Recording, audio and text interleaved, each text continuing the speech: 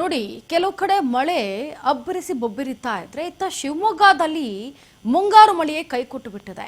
ಹಾಗಾಗಿ ಅಲ್ಲಿನ ರೈತರು ಕೂಡ ಕಂಗಾಲಾಗಿ ಹೋಗಿದ್ದಾರೆ. ಕೈಕೊಟ್ಟ ಮುಂಗಾರು ಮಳೆ ಕಂಗಾಲಾದ ರೈತರು. ಶಿವಮೊಗ್ಗದ ಲಿಂಗನಮಕ್ಕಿ ಜಲಾಶಯದಲ್ಲಿ ನೀರಿನ ಅಭಾವ ಹೆಚ್ಚಾಗಿದೆ. ಜೂನ್ ಅಂತ್ಯ ಸಮೀಪಿಸಿದ್ರೂ ಹೆಚ್ಚಾಗದ ಒಳಹರಿವು. ಜಲಾನಯನ ಪ್ರದೇಶದಲ್ಲಿ ಮಳೆಯ ಅಭಾವದಿಂದ ಆತಂಕ ಸೃಷ್ಟಿಯಾಗ್ತಾ ಇದೆ. ವಿದ್ಯುತ್ ಉತ್ಪಾದನೆ ಮೇಲೆ ಪರಿಣಾಮ ಬೀಳುವ ಸಾಧ್ಯತೆ ಕೂಡ ಇದೆ. ರಾಜ್ಯದ ಜಲವಿದ್ಯುತ್ ಉತ್ಪಾದನೆಯ ಜೀವನಾಡಿ ಲಿಂಗನಮಕ್ಕಿ.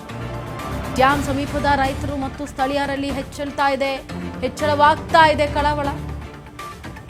ಕೃಷಿ ಚಟುವಟಿಕೆಗಳಿಗೆ ನೀರಿನ ಲಭ್ಯತೆ ಕುರಿತು ಈಗ ಟೆನ್ಷನ್ ಆಗ್ಬಿಟ್ಟಿದೆ ರೈತರಿಗೆ.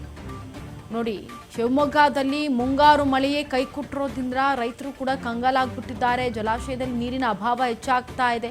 ಜೂನ್ ಅಂತ್ಯ ಸಮೀಪಿಸಿದ್ರೂ ಕೂಡ ಯಾವುದೇ ಒಂದು ಒಳಹರಿವು ಹೆಚ್ಚಾಗಿಲ್ಲ. ಅದಿನ್ನೇನು ಆಗ್ಲೋ ಬತ್ತ ಹೋಗ್ಬಿಡುತ್ತೆ ಅನ್ನೋ ರೀತಿಯಲ್ಲಿದೆ. ಜಲಾನಯನ ಪ್ರದೇಶದಲ್ಲಿ ಮಳೆಯ ಅಭಾವದಿಂದ ಆತಂಕ ಶುರು ಆಗ್ಬಿಟ್ಟಿದೆ ಅಲ್ಲಿನ ಸ್ಥಳೀಯರಿಗೆ, ಅಲ್ಲಿನ ಬಹುಮುಖ್ಯವಾದಂತಹ ರೈತರಿಗೆ. ವಿದ್ಯುತ್ ಉತ್ಪಾದನೆ ಮೇಲೂ ಕೂಡ ಇದು ಎಫೆಕ್ಟ್ ಬೀರ್ತಾ ಇದೆ. ರಾಜ್ಯದ ಜಲವಿದ್ಯುತ್ತನ್ನ ಉತ್ಪಾದನೆಯ ಮಾಡೋದಕ್ಕೆ ಜೀವನಾಡಿ ಆಗಿರೋದೇ ಈ ಒಂದು ಲಿಂಗನಮಕ್ಕಿಯಲ್ಲಿ. ಈಗ ಅಲ್ಲೇ ನೀರಿಲ್ಲ ಅಂತಂದಾಗ ಬಹಳಷ್ಟು ಈಗ ತೊಂದರೆಗೆ ಒಂಥರ ಆತಂಕ ಶುರುವಾಗ್ಬಿಟ್ಟಿದೆ.